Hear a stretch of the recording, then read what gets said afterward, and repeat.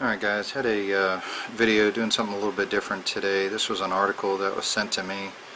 I'm going to go ahead and preface this by saying that it is satire, but it's actually not too far off the mark from what's being taught here nowadays. And it's from the Babylon Bee, and the headline is "Thousands Saved After Worship Band Nails Sick Bass Drop." And this is from Kansas City, Montana. After the worship band's DJ nailed a sick bass drop in an EDM remix of the popular worship song "This Is Amazing Grace" at a midweek service, thousands poured into the front of Grace Beach Church to pray the sinner's prayer and receive Christ, sources confirmed Friday. After the worship song's fifth chorus, the church's house DJ reportedly felt the Spirit calling him to perform an extended musical interlude into a dope bass drop, driving the song through a series of electronic riffs.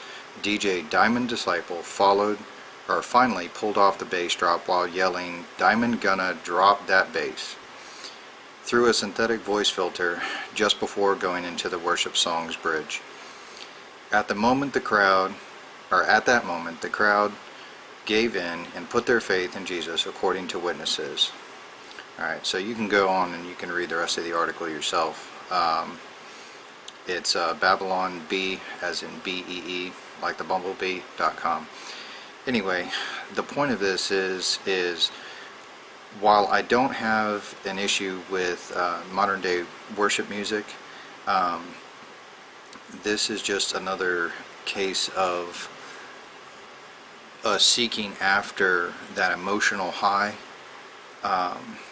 as opposed to seeking after Christ. And really it's just a microcosm of what goes on in our day-to-day lives as we seek after Christ for a car, or we seek after Christ for a house, or for a job, or for a boost in income, or whatever. You know, we're seeking for Christ to basically put on this role of Santa Claus to give us what it is that we want.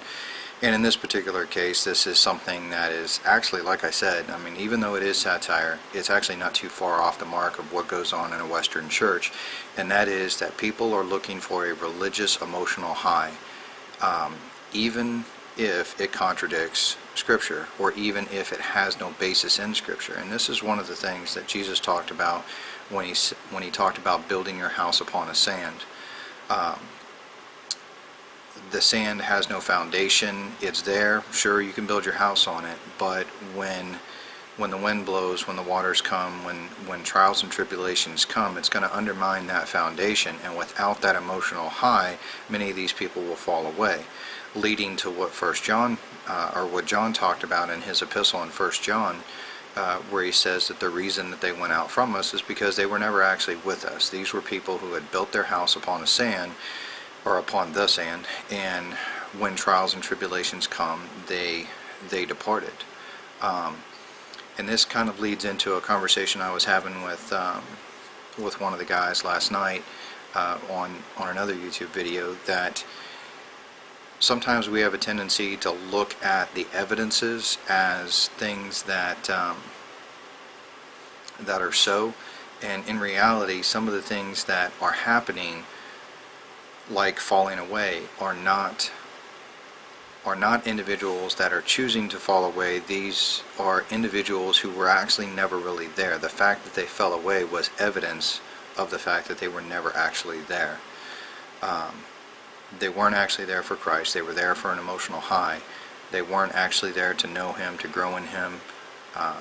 They were just there for themselves.